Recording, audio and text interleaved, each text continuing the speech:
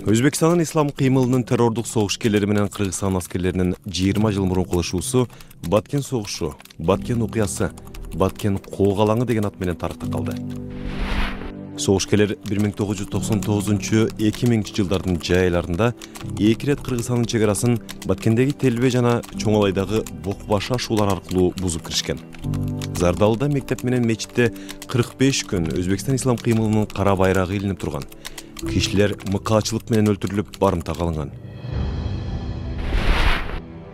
Чегараны 200дөн 1000ге чейинки согушкерлер бузуп өткөн. Аскердик операцияга 1,5-2 миң аскер тартылган.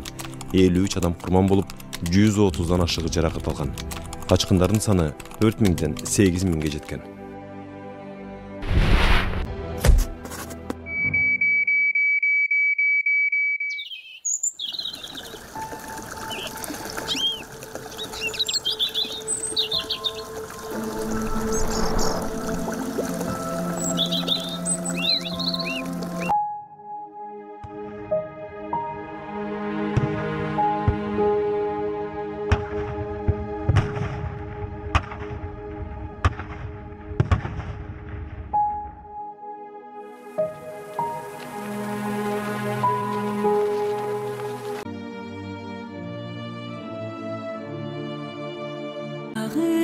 Бүркүлдү адамдын кабагындай турмушуң үзүлөр алманын сабагындай кыргызым айлаба күн тиер сагада намыстуу эр чыгат бойру сабактыңа айлаба кыргызым өксөрбөй тересең азап күндөн алып чыгат буйруса ул кызың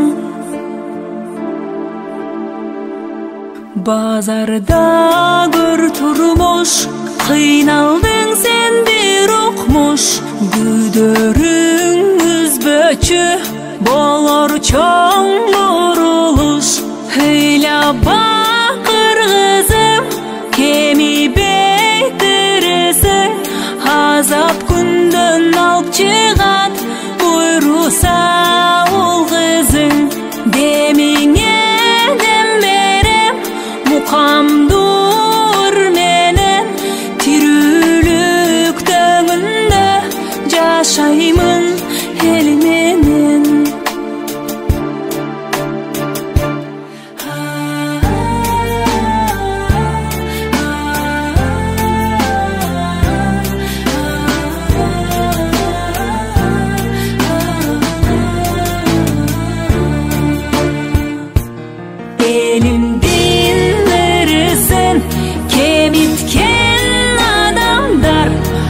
Дүйнө барганда бир кудай жазалар тийбечи суранып элимдин нанына убалы кыргыздын уктатпайт сени да ыйлаба кыргызым кеми бесин нересең.